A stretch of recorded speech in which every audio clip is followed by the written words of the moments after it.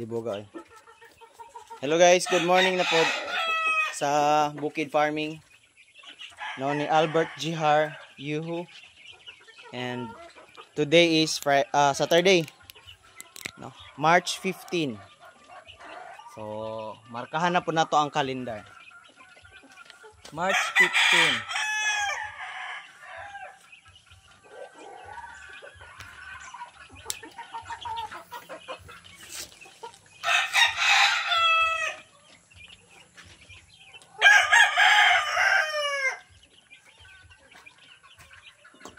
And karon guys, ang buhaton nato is atong timbangon ng atong mga manok. After nga gibutang nato sila sa light training, no. Nya gikan atong Sunday nga atong gisampok nya pagka Monday hangtod kagahapon gihatagan nato sila og mga light training. So tan-aw nato ang ilahang timbang, no. Kay before nato gisampok atong Sunday, gitimbang man ako sila.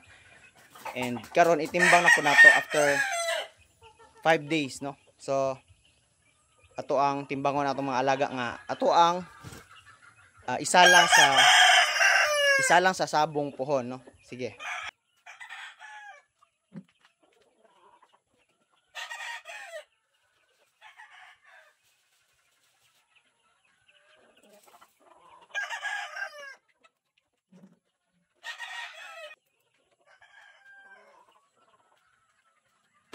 So natay record book guys. Natay record book, butang nato ang fighting cock 1A, 1B ug 1C. So, para ma-identify nato, butangan nato sa nagmarka kuhon, no. Palita og tawag ani.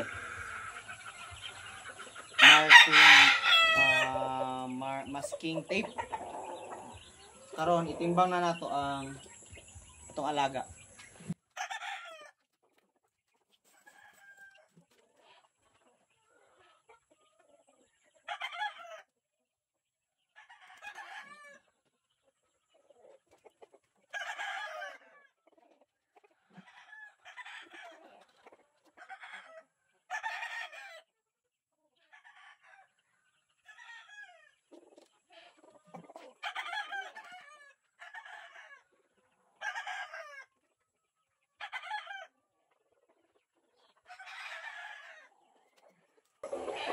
Ang timbang ato guys is nasa 1.97.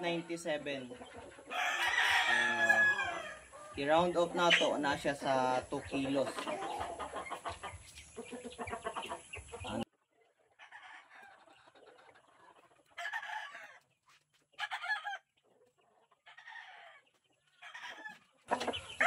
Kanis siya guys, nani siya sa 2.3 dati. Atong timbangon karon after 1 week. 1 week ba? For 5 days.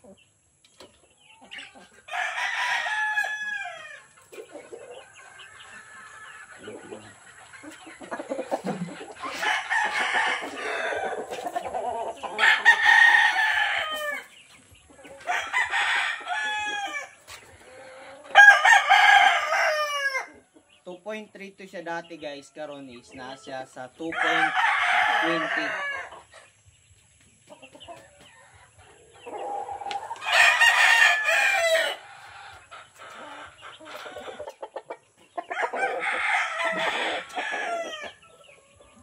Kani guys, nani sa 2.1 dati.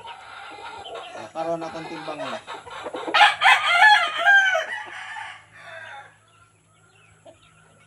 So 2.11.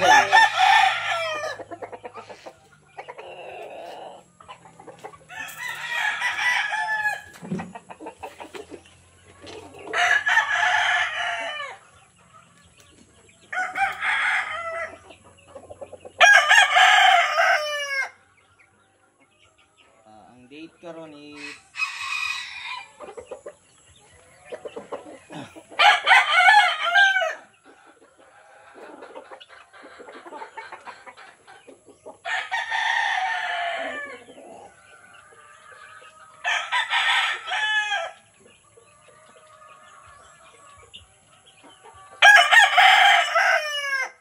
nato date ang ilang timbang. Then ugma or sa Monday day ay timbangon na po nato sila kay ugma. Dalahon nato dalahon nato atong mga alaga sa isa ka lugar, no, kay para away na po dito para masanay sila sa mga lain-lain nga style sa away sa ilang mga kalaban. Okay.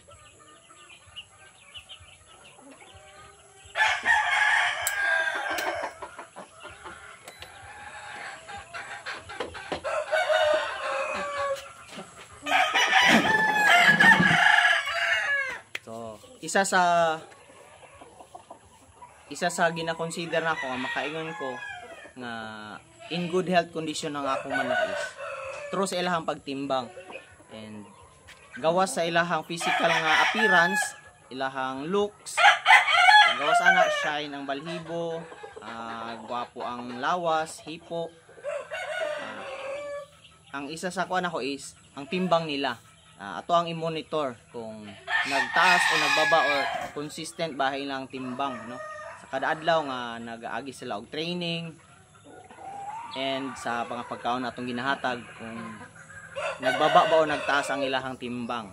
So kung mag-maintain gani consistent ang ilahang timbang, mas maayo na siya, no? Good sign na siya nga in good health condition natong manok o pwede nato siya ilaban.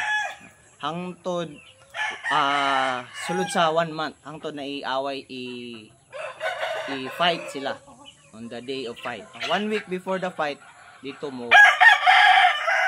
mag-stop na taog training and kuan sa unsa nga activity. So, i-rest nato sila 1 week before the fight, no? And monitor gyapon nato ilang timbang. So that's all for today's video, guys. Thank you. Bye-bye.